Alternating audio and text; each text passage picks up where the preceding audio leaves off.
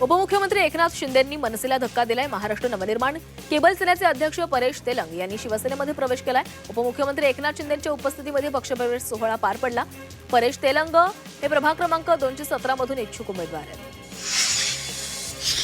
मुंबईमध्ये आचारसंहितेची काटेकोर अंमलबजावणी करण्यात येत आहे। आचारसंहिता कालावधीमध्ये कुठेही जाहिरात फलक, पोस्टर्स, ध्वज, स्टिकर आढळून येऊ नयेत म्हणून मनपा प्रशासनानं कारवाई सुरू केली आहे। मोहिमेअंतर्गत महापालिका प्रशासनानं सुमारे 8,000हून अधिक पोस्टर्स, ध्वज हटवलेत। तसंच यापुढेही कारवाई सुरू राहणार असल्याचं सांगितलं जातंय। मुंबई महापालिका निवडणुकांसाठी शनिवारी एकूण 1,294 नामनिर्देशन अर्जांचे वितरण करण्यात आल्याची माहिती महापालिका प्रशासनानं दिली आहे। तसंच यावेळी 35 नामनिर्देशन अर्ज दाखल झाल्याची माहिती महापालिकाकडून देण्यात आली आहे। पुण्यामध्ये महापालिका निवडणुकीच्या पार्श्वभूमीवर तिरंगा सन्मान रॅली काढण्यात आली। लोकशाही मूल्यांचा सन्मान आणि या योग्य उमेदवारांच्या निवडीसाठी रॅलीचं आयोजन केलं होतं। सामाजिक कार्यकर्ते चंद्रकांत जनधने यांच्या पुढाकारातून विमाननगर ते यमुनानगर परिसरामध्ये तिरंगा रॅली काढण्यात आली आहे। या रॅलीमध्ये सुमारे 900 नागरिक सहभागी झाले होते। पुणे महापालिकेच्या निवडणूक कामासाठी गैरहजर राहिल्यानं सार्वजनिक बांधकाम विभागाच्या कनिष्ठ अभियंत्याला थेट निलंबित करण्यात आले। भरारी पथकामध्ये नेमणूक असूनही कर्तव्यावर गैरहजर राहिल्यानं कारवाईचा बडगा उगारण्यात आलाय। या प्रकरणी निवडणूक निर्णय अधिकारी मनोहर गव्हाडांनी तत्काळ निलंबनाचे आदेश दिले। मुंबई महापालिकेने गेल्या 5 दिवसांमध्ये 1,221 हॉटेल, बार, रेस्टॉरंट, पब आणि आस्थापनांमधील अग्निसुरक्षेची तपासणी केली आहे। 31 आणि नववर्ष स्वागतासाठी होणाऱ्या पार्ट्यांच्या पार्श्वभूमीवर ही कारवाई करण्यात आलेली आहे। यावेळी अग्निशमन यंत्रणा सुरू नसल्यामुळे एकूण 60 ठिकाणी कारवाई झालेली आहे, तर 20 जणांना नोटीस पाठवण्यात आली आहे। भटक्या कुत्र्यांच्या त्रासाचा गरिबांना फटका बसतोय। रेबीजवरील उपचार गरिबांसाठी महाग पडतायत। अपुरी आरोग्य सेवा, माहितीचा अभाव आणि महागडे उपचार यामुळे रेबीज भारतातील एक गंभीर सार्वजनिक आरोग्य समस्या बनत चालली आहे।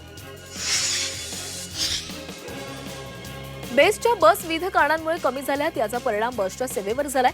तरी यामुळे बेस्टच्या कर्मचाऱ्यांना पगार मिळणं कठीण झालं असून बेस्ट कर्मचारी संकटामध्ये आले। मुंबई महापालिकेने डेब्रिज ऑन कॉल योजना सुरू केली आहे। नागरिकांनी रस्त्यावर राडारोडा टाकू नये यासाठी ही योजना सुरू करण्यात आली। मात्र मुंबईमध्ये दररोज 8,000 मेट्रिक टन राडारोडा निर्माण होतो, त्यामुळे योजनेला प्रतिसाद मिळत नसून ही योजना फसल्याची चर्चा सुरू आहे। मासिक पाळी दरम्यान महिलांना रजा द्यावी अशी मागणी महाराष्ट्र राज्य शिक्षक परिषदेनं मुख्यमंत्री देवेंद्र फडणवीस यांच्याकडे केली आहे। मासिक पाळी दरम्यान होणारा मानसिक आणि शारीरिक त्रास लक्षात घेऊन त्या काळामध्ये महिलांना रजा द्यावी अशी मागणी करण्यात आली आहे। उत्तर भारतासह देशाच्या अनेक भागांमध्ये थंडीची लाट पसरली आहे। राजस्थानसह झारखंड आणि पश्चिम बंगालमध्येही कडाक्याची थंडी पडलेली आहे। राजस्थानमध्ये गेल्या 24 तासात थंड आणि कोरडे हवामान आहे, तर उदयपूर आणि कोटा विभागांमधील काही ठिकाणी धुक्याची चादर पसरलेली आहे। तापमानामध्ये वाढ होत असल्यामुळे नैसर्गिक आपत्तींची तीव्रता वाढतीये। याचा फटका जागतिक अर्थकारणाला बसू लागलाय। उष्णतेच्या लाटा, वणवे, दुष्काळ आणि वादळ यांच्यामुळे गेल्या वर्षभरामध्ये मोठं आर्थिक नुकसान झालं। मुंबईतील वाढत्या प्रदूषणाची दखल घेत उच्च न्यायालयानं महापालिकेच्या ढिसाळ कारभारावर नाराजी व्यक्त केली। तसंच शहरातील प्रदूषण रोखण्यामध्ये आणि प्रदूषण आटोक्यामध्ये आणण्यासाठी उपाययोजना कराव्यात अशा सूचनाही दिल्या। गेल्या 6 वर्षांमध्ये मुंबई पोलीस दलातील 58 पोलीस अधिकाऱ्यांवर निलंबनाची कारवाई करण्यात आलेली आहे। कुठल्या ना कुठल्या प्रकरणामध्ये अडकल्यामुळे या अधिकाऱ्यांवर निलंबनाची कारवाई झाली आहे। त्यापैकी 53 अधिकारी पुन्हा सेवेमध्ये रुजू झाले। साऊथ सुपरस्टार अल्लू अर्जुनच्या अडचणीमध्ये वाढ झालेली आहे। अल्लू अर्जुनसह 23 जणांवर आरोपपत्र दाखल करण्यात आले। गेल्या वर्षी पुष्पा 2 या चित्रपटाच्या प्रीमियर दरम्यान प्रचंड चेंगराचेंगरी झालेली होती आणि या चेंगराचेंगरीमध्ये एका महिलेचा मृत्यू झाला होता। या प्रकरणी अभिनेता अल्लू अर्जुनसह 23 जणांविरुद्ध न्यायालयामध्ये आरोपपत्र दाखल करण्यात आले। भंडाराच्या खात रोडवरील सुमनोहर सेलिब्रेशन लॉन इथं घरगुती गॅस सिलेंडरचा बेकायदा व्यावसायिक व्यापारासाठी वापर होत असल्याचं उघड झालंय। जिल्हा पुरवठा विभागानं टाकलेल्या छाप्यामध्ये एकूण 8 सिलेंडर हे जप्त करण्यात आले। या प्रकरणी पोलिसांमध्ये गुन्हा दाखल करण्यात आलाय। ग्रामीण रोजगारासाठी केलेला मनरेगा कायदा केंद्र सरकारनं रद्दबातल केल्याच्या विरोधामध्ये काँग्रेस आक्रमक झालेली आहे। यासाठी काँग्रेसनं 5 जानेवारीपासून देशभरामध्ये मनरेगा बचाव आंदोलनाची घोषणा केली आहे। मनरेगाचे अस्तित्व संपवल्यामुळे जनतेमध्ये संताप आहे आणि या निर्णयाचं एनडीए सरकारला परिणाम भोगावे लागतील असा इशारा काँग्रेस अध्यक्ष खरगेंनी दिला आहे। बांगलादेशामध्ये हिंदू नागरिकांवरील अत्याचाराच्या घटनांमध्ये वाढ झालेली आहे। दीपूचंद्र दास या हिंदू तरुणाची बांगलादेशमध्ये हत्या करण्यात आली।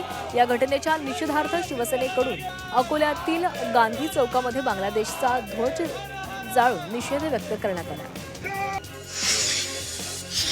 बिहारमधील जमोईर येथे रेल्वेचा भीषण अपघात झालेला आहे। सिमेंटनं भरलेल्या मालगाडीचे सुमारे 10 डबे पुलावरून घसरलेले आहेत। काल रात्री उशिरा टेलवा हॉस्पिटल जवळ बरुआ नदीच्या पुलावर हा अपघात झाला आहे। रेल्वे वाहतूक मोठ्या प्रमाणामध्ये विस्कळीत झाली। पुण्यातील गांजवे चौकामध्ये 2 मिनी बसचा विचित्र अपघात झाला। कार चालकानं अचानक रस्त्यावर वाहन थांबवल्यानं 2 मिनी बस एकमेकांवर आदळल्या आणि अपघातामध्ये बसचं नुकसान झालं। कंत्राटी तत्वावर कार्यरत असलेल्या आरोग्य कर्मचाऱ्यांना मोठा दिलासा मिळणार आहे। राज्य शासनानं आरोग्य सेवेमध्ये सलग 10 वर्ष आणि त्यापेक्षा अधिक सेवा पूर्ण केलेली असेल तर कंत्राटी कर्मचाऱ्यांना अशा कायमस्वरूपी सेवेमध्ये समाविष्ट करण्याचा निर्णय घेण्यात आला आहे। केंद्र सरकारनं केंद्रीय मोटार वाहन नियमांमध्ये सुधारणा केली आहे। त्यानुसार जुन्या आणि व्यावसायिक वाहनांच्या फिटनेस चाचणी शुल्कामध्ये भरमसाठ वाढ करण्यात आली आहे आणि यामध्ये काही व्यावसायिक वाहनांसाठी हे शुल्क थेट 10 पटींनी वाढवण्यात आलेलं आहे। तर 15 ऐवजी 10 वर्षांपेक्षा जुन्या वाहनांनाही फिटनेस शुल्काचा भुर्दंड सोसावा लागणार आहे। यंदाच्या पोलीस भरती प्रक्रियेमध्ये एका पदासाठी 108 उमेदवार स्पर्धा करणार आहेत। विविध विभागांमधील 15,405 पदांसाठी 16,52,000 उमेदवारांनी अर्ज सादर केला। तर 20 जानेवारीपासून मुंबईसह राज्यामध्ये विविध केंद्रांवर मैदानी चाचणी सुरू होणार आहे। या भरती प्रक्रियेमध्ये सर्वाधिक स्पर्धा बॅट्समन, कारागृह आणि सुधार सेवा या विभागांमध्ये रिक्त पदांसाठी करण्यात येणार आहे। चांदीच्या भावामध्ये वाढ सुरूच आहे। एकाच दिवसामध्ये चांदीच्या भावामध्ये थेट 14,500 रुपयांची वाढ झाली आहे। त्यामुळे चांदी 2,47,000 रुपयांपर्यंत पोहोचली आहे। तर जीएसटीसह आता चांदी 2,54,410 रुपयांवर पोहोचलेली आहे। तसंच सोन्याच्या भावातही 1,400 रुपयांची वाढ झाली आहे।